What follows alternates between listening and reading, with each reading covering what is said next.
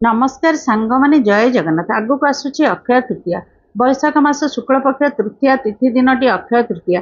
यही दिन को कृषक दिवस रूपे पालन करा जाए। कृषक माने यही दिन अमृत बेलार अक्षिमुठी अनुकूल करी कृषि कार्य शुभारंभ करिथांती। अक्षय शब्दर अर्थ हेउछि जहार क्षय नाही, जहार अंत नाही कि जहार शेष मध्य नाही। जेकोसी शुभ कार्य सही दिन करिवे ताहा केबे शेष हेबो नाही, बढ़ी चली। तेणु अक्षय तृतीया को हिंदू धर्म रे अत्यंत शुभ दिन भावे मानि थांती। एही दिन विवाह, गृह प्रवेश, निर्बंध, व्यवसाय, नूतन गृह आरंभ, व्रत घर, भूमि पूजा प्रभृति नूतन काम आरंभ कले बहुत शुभ और सफल होइथाय।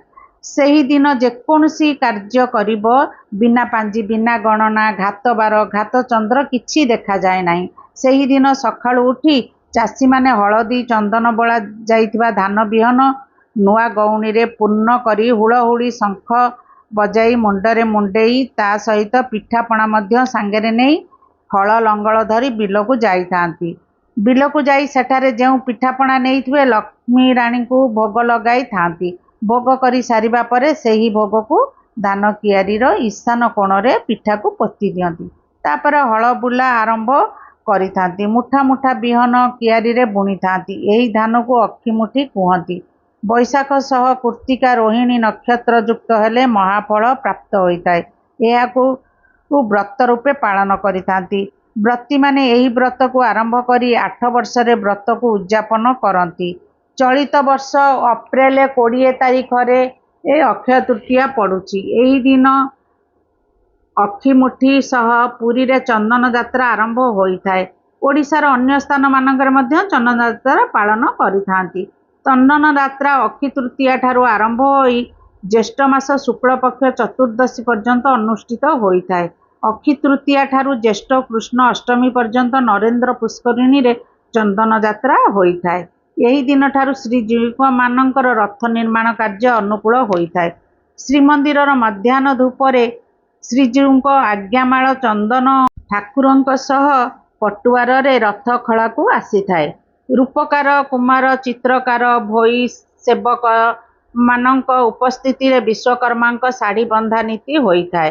रथ संहिता शिल्पशास्त्र अनुसार रथ निर्माण आरंभ करा जाए। अक्षय तृतीया दिन भगवान विष्णुंकर षष्ठ अवतार परशुरामंकर जन्म। परशुराम हेउचंती अमर और अक्षय। यही दिन जहाँ भी शुभ कार्य करा जाए ताहा अक्षय होई थाए। अक्षय तृतीया रे लक्ष्मी नारायण को पूजा करिले बहुत शुभ होता है। सुख धन संपत्ति वृद्धि पाए। अक्षय तृतीया परी शुभ दिन रे भगवान विष्णु माता लक्ष्मी को पूजा करिवार नियम अछि।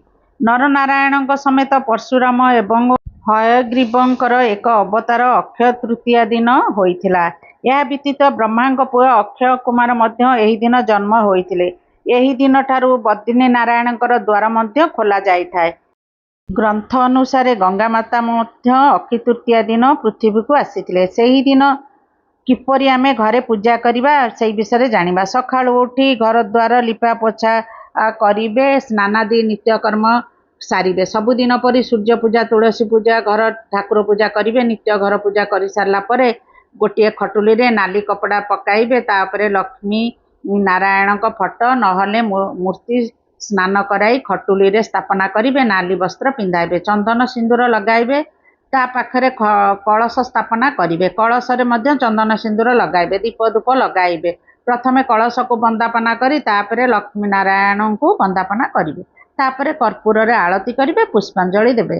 पिठा, खीरी, मिठा, फल मूल भोग लगाइबे। महालक्ष्मी खीरी बहुत प्रिय। माँ को सेदिन खीरी भोग करने द्वारा महालक्ष्मी संतुष्ट होइतांती। सेदिन सात्विक भोजन करिबे। प्रथा अच्छी से दिन सुना रूपा किणिले वर्ष सारा सुख समृद्धि बढ़ी थाए, शुभ होता है। रूपा कएन मध्य किणी पारिबे। समस्ते तो सुना रूपा किणी पारिबे नहीं। तेणु सुना रूपा व्यतीत मध्य घरर नित्य व्यवहार जिनिस मध्य किणिकिरी आनी पारिबे। हलदिया धला कौड़ी मध्य आनी पारिबे। श्रीयंत्र किणी ठाकुरंक पाखरे रखिबे। देवादेवी मूर्ति मध्य किणी पारिबे। सेही दिन जहाँ किणिबे माँ पाखरे पूजा करिबे। माँ लक्ष्मी सहित कुबेर देवतांकर कृपा मिलता है। से दिन जल दान कले, दान धर्म कले 1000 गुणा पुण्य मिलता है। से दिन प्रत्येक समय शुभमय होता है। से ही दिन जेते भल कर्म करिबे ସବୁ ଅକ୍ଷୟ ହୋଇ ରହିବ। ଅକ୍ଷୟ ତୃତୀୟା ଦିନ ପୁଣ୍ୟ କ୍ଷୟ ହୁଏ ନାହିଁ। ଯେତେ ଦାନ ଧର୍ମ କରିବେ ଭଲ। ନମସ୍କାର। ଲାଇକ୍ କରିବେ, ସେୟାର କରିବେ, ସବସ୍କ୍ରାଇବ୍ କରିବେ।